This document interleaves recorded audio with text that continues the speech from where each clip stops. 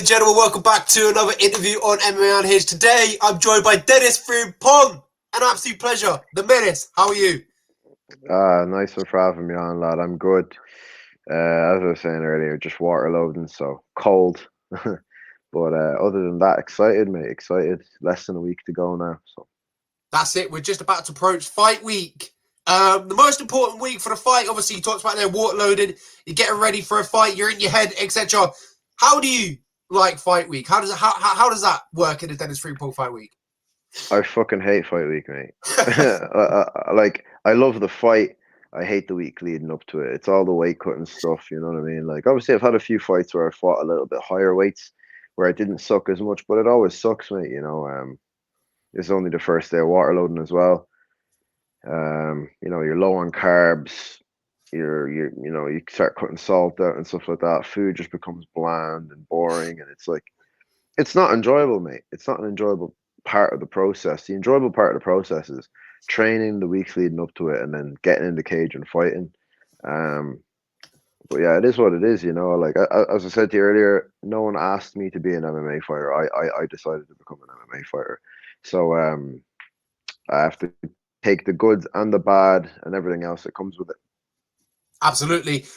We'll get into all that good stuff. But obviously, firstly, I want to ask about the Octagon Challenge. You know, the England versus Ireland. It was always going to be tense. It was always going to be heated. When you put English and Irish in the same house, you're asking for a little bit of banter, asking for a little bit of trash talk. Was with the game plan, the feeling heading into the show, was it to talk a little bit of trash to try and get under a lot of people's skin, which ultimately it seemed like it did work. I am the ultimate master of getting under people's skin, I believe. I don't think there's anyone better at it than me. Um, yeah, I mean, initially the game plan going on the show, I wasn't sure what way it was going to work. They didn't really explain a lot about it. I didn't know whether I'd have to fight the Irish guys or whatever as well, and whether we were just doing challenges together and then we'd have to maybe fight each other. I wasn't sure, so I came in thinking, right, I'm gonna have to trash talk everyone. You know what I mean? I didn't know what way it was gonna work, but obviously when we got there, we realized, oh, okay, I'm not gonna fight the Irish lads until at the very earliest, the finals. So, and then there's months in between that. So, yeah, I at that point I realized like might as well stay as an Irish team then, which we did. I think we were a much better team unit than Team England were. And yeah, things played out the way they did. As I say, I made a grown man cry on TV. Um, I got in Hassan's head quite a bit. Um, Bo, I kind of left Bo off, like his. Bo was a nice kid. He was probably the one guy on the English team that I really got on with. He was sound, he's basically Irish anyway himself, so yeah. Yeah, obviously you talked about there, the team cohesion compared to the English team. Obviously watching for a TV show and watching for a TV screen, it was hard to kind of grasp, how close you were together. But it seemed like the Irish team were closer than the English team. What did that come down to? Did it look like you just spent more time together? Maybe just around each other. To me, it looked like maybe the English team didn't really spend that time to really bond. Is that what it was like? I mean, they bonded like as much as you could. To be honest, when we were in the villa, the dynamic in the villa was that like obviously two people would be in each room.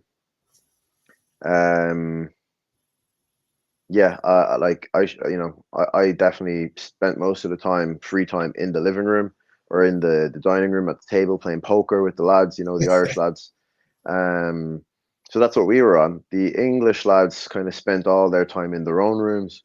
So I think Jake and George kind of bonded a little bit with their little nerdy whatever it was. Um, Star Wars. yeah, Star Wars and Lego and probably bumming each other in the room and stuff like that.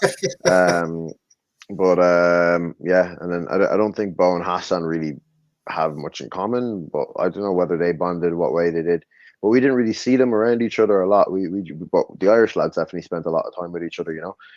Um, so yeah, I think as well, Paddy Houlihan was a big factor in that. He was a good general. He kept us together. He kept us as a team unit, and he kept reminding us that like You know, we're a nation of 5 million people. We've got to stick together. We've always stuck together, no matter where we've gone in the world, and that was it. You know. Yeah, you talked about poker there. I'd love to quickly ask the question: who's the best at poker? Who got the better of each other? I think like I won a couple of games. Matthew won a couple of games. You know, it was it was a good even spread. I think Armand was the only one that lost every game. I don't think Armand won any games of poker, to be honest. He hasn't got a great poker face on him, but yeah, it was good. We didn't really play for any money on that. You know, obviously we're all broke MMA fighters. We're here fighting for a 25K contract. So obviously, you know, at the moment we're all still a bit skint. We were definitely skint on the show, so we just played for the fun. Which you know, I don't know whether you played poker before, but when you're not playing for money, people can just sort of do whatever they want. Oh, I'll go all in here. Do you know what I mean? Yeah, when it's not for money, there's no intensity to it, and you're just playing for fun, as you mentioned there. Yeah. Talking about obviously, you know, Octagon challenge. You know, walking around, you know, the villa, seeing the people that you know maybe expected to fight, or you know you're gonna fight the next week. How did you have that? What was it like walking around that villa, knowing that you're gonna fight him, and then earlier on in the evening, you could have seen him in his boxes in the kitchen making omelette. How was that feeling for you? Because to me, being close quarters around someone that you know and you're gonna fight, you kind of Yeah. want to keep yourself to yourself. What was that like for you? Yeah, it's mad. It was mad, mate. Because obviously, like most times you fight, you don't see people until like fight week, maybe in the hotel or at the weigh-ins, you know, then in the cage. So being around the people, and then like as well, like you know, it's hard to just be on them all the time with the crack and the banter, you know. So sometimes we actually just had normal chats with the English lads as well. You know what I mean? It wasn't always just slating each other, like you know. But I think it was definitely way more uncomfortable for them lads than it was for me, personally, just because they were the ones on the receiving end of most of the abuse. Um, so yeah, I like abusing my opponents anyway, verbally. And it just made it a little bit easier being in person because online, you know, they can just not read messages or they can block you or whatever it is. Yeah. But when you're abusing someone to their face, like they can really grasp the full spectrum of what you're trying to convey to them, and yeah, they can't really just walk away. I mean, they could, but like it'd be a bit of a bitch move if they did. So I think that's why a lot of the time they did just end up spending in their own rooms, locked away, hidden from the Irish lads, knowing that we're just going to abuse them. Yeah, absolutely. It was great to watch. It was a fantastic watch. I loved, you know, the production team. You know, is really fantastic. We'll talk about the two fights that you had on the show. Obviously, one against Hassan, where it seemed obviously a little bit of bad blood, but that's what you'd like for your fights. You like to cause that little bit of tension, a little bit of drama into it. And you put a fantastic performance, head kick finish. Is that what you wanted to do with Hassan? No, get in his head, make him fight recklessly, make him do something that he didn't want to do, and eventually get the finish because it worked. I mean, he didn't fight as recklessly as I thought he would. Yeah. He definitely still came out a bit calmer, but I think that's because in his head he knew that that's what I wanted, so he came out a bit calmer. But he did come out swinging his whole body weight into punches, and I believe that like he spent a lot of energy with that tension, you know, because he was so tense. He wasted his energy and he ended up gassing after like halfway through the first round. So yeah, it was part of my game plan, but I knew I was better than him anyway. And as well, I just knew that if I built the hype around it, you know, it would be a fight people wanted to see, which I think it was. I think it was like the people's main event of the quarterfinals. Um, it was a fight that like everyone wanted to see. You know, they made it wait till last before they put our fight on out of the quarterfinals. So yeah, and then to finish him like that, like I think it just put icing on the cake and a cherry on top. You know, walk off head kick finish. You can't really ask for more than that, can you? I'd say finish of the season 100%. Fantastic. The way you delivered it was fantastic. As you talked about, yeah, probably the people's main event. Probably, you know, it was the most hype fight of the whole show, the best fight of the whole show. You definitely delivered. The other one was Bo Gavin. Obviously, Bo showed a lot in his first fight. He looked good. Second fight, obviously, it was, you know, it was to the nail. Very, very close. what performance do you feel like you impress yourself in the most? One against Hassan or a tough, gritty fight versus Bout? Yeah, I'm just going to correct you there. I don't think it was tooth and nail, and I don't think it was in any way close. It was a unanimous decision. Yeah, he caught me with a shot in the first round and dropped me. But I mean, if you count up the score as far as who landed more damage, I cut him open. You can't really see it in the fight because he wore a good poker face, but I broke his arm with one of my head kicks. He blocked the kick and it snapped his forearm. Um, and then his other arm was dislocated in one of those grappling exchanges when I wizard on it. So he basically went into the second round with no arms. Um, he was a tough guy, obviously he survived, but that's all I would say. It was just he survived. I don't think it was tooth and nail. I think I basically found my range, found my timing, and second and third round, I just used them as a punching bag. I was hitting them with everything, I was hitting them with spinning kicks, hitting them with teeps, head kicks, combinations, elbows, knees to the head. So I don't think anyone could ever say that that fight was close. Although it was a good fight, purely because he survived and because he stayed in it. He didn't get finished, but yeah, I think it was a bit of a washout, to be honest. And I think I showed my full MMA skills were fully on display there. This is a kid, by the way, Bo, who has been training MMA his whole life, basically. I think his dad was a kickboxing coach. He started kickboxing when he was 5 or 6. He made his MMA debut in 2012 when he was like 14 years old. And, like I only started MMA 3 years ago. So I think to see that the level that I've jumped up in just a couple of years of doing this shows where I'm going to get to in the next few years. Well, definitely, for sure. And we will talk about the next one. The next one's your most important one to date.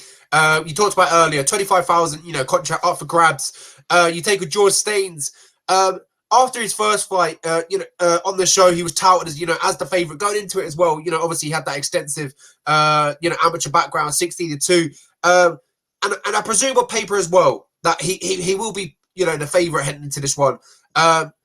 Is that a fight that you like, to kind of be the underdog, be touted as, not meant to win the fight? Because I feel like that's where you're going to thrive, where you're not overlooked, but not as much pressure on you going into this fight. Is this a fight that you kind of like?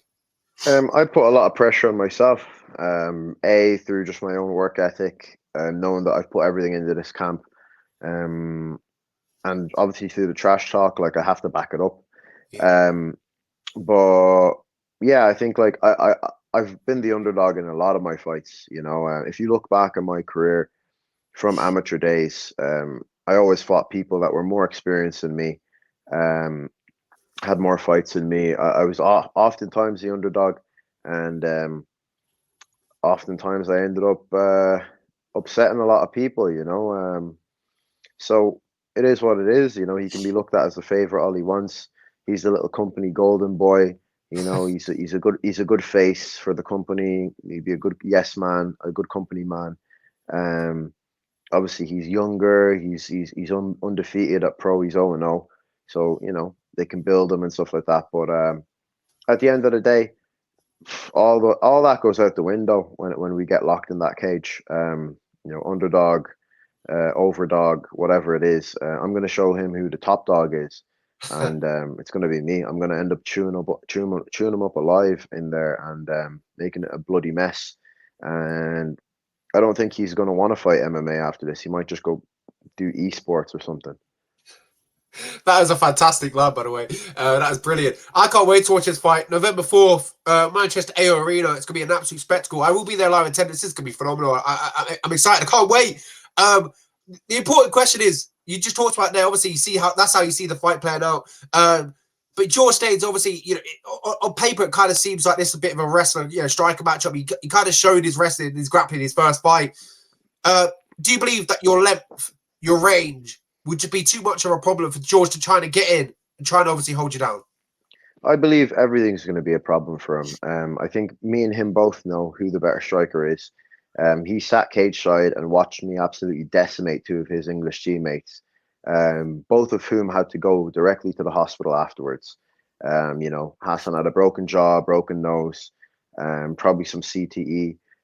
Bo was left looking like he was in a car crash. and I was fresh after both of my fights. You know, and I think everyone's more scared of getting knocked out than they are of someone sniffing their legs for 3 rounds or 5 rounds or whatever. This is a 5 round fight now next week. For those who don't know, it is a title fight, championship weight, 5 5 minute rounds. So I've got 25 minutes in there.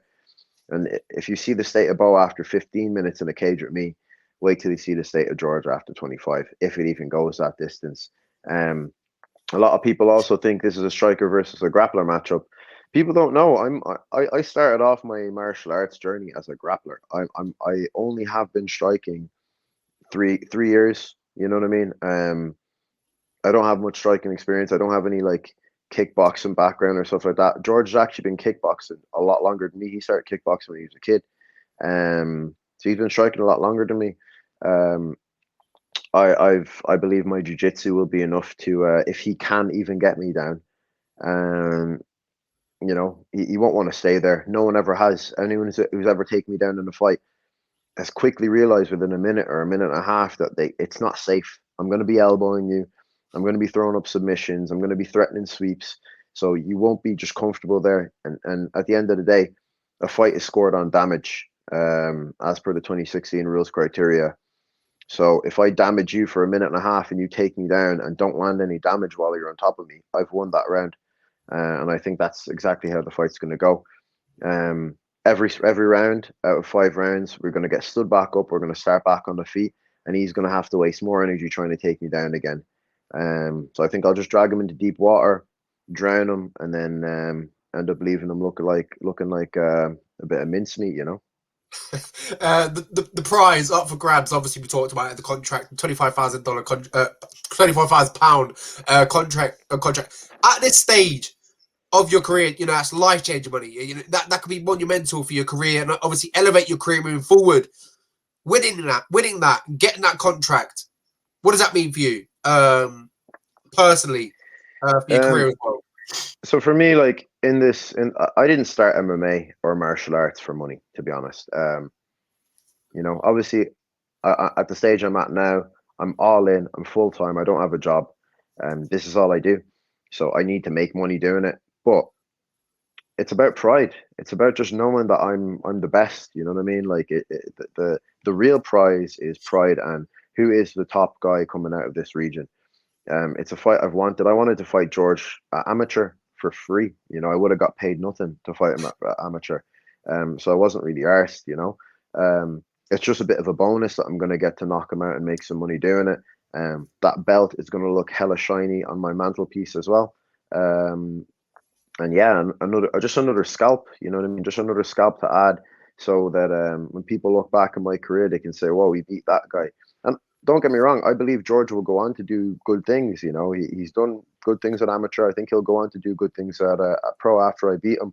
But every time he does something good, it's only going to elevate my name because I'll have been the guy who beat him in his pro debut. Absolutely fantastic. That line is phenomenal. Last question. I saw your Instagram. We were, you know, obviously researching as well. I've been following you for a very long time. Obviously, I know you're a big, massive drum and bass fan as well. So maybe one day down the line, if you could have you know, one drum and bass singer or performer to walk you out into the ring and the song, who you choosing and why? Um, Wow. I think that was the one that threw me off that question. Uh, I would love if Pendulum could do a live walkout for me or Chasing Status. Not sure about the song, or would obviously just depend on the venue, where we're fighting, who I'm fighting, and stuff like that. But the events leading up to the fight, I'm big on those kind of storylines and those narratives. But yeah, Pendulum would be sick. Pendulum would be sick. They were like the first drum and bass artists that I ever got into. Um, and yeah, I think they just recently got back together. So yeah, that would be monumental. So shout out Pendulum if you ever want to do a live walkout for me. You know where I am. Who knows? Who knows? Maybe if Oktagon go to Dublin, maybe Liverpool, it could happen. Hey, Octagon have to come to Dublin after I win this Yeah. fight. So far they haven't got any Dublin events booked, but I'm definitely jumping on that mic, and I will be demanding that they come to Dublin because it's an absolute travesty that the best lightweight currently coming out of Ireland has not fought in Dublin yet. So gonna have to make that happen. Completely agree. Denis Frimpong, an absolute pleasure. Look forward to your fight, obviously November 4th, Oktagon MMA 48 in Manchester, Manchester AO Arena. It's going to be special. It's going to be a great night. I'm looking forward to it. I will be there. I can't wait to hear the roar of the crowd. I can't wait to hear the feel of your punches live in the arena. It's going to be good. Denis, thank you very much. Likewise. I'll see you next week. Likewise, mate. Likewise. Thanks for having me on. And yeah, look forward to seeing you next week and putting on a spectacular performance. That's it, bro. Thank you very much. Catch you next week. Cheers, mate.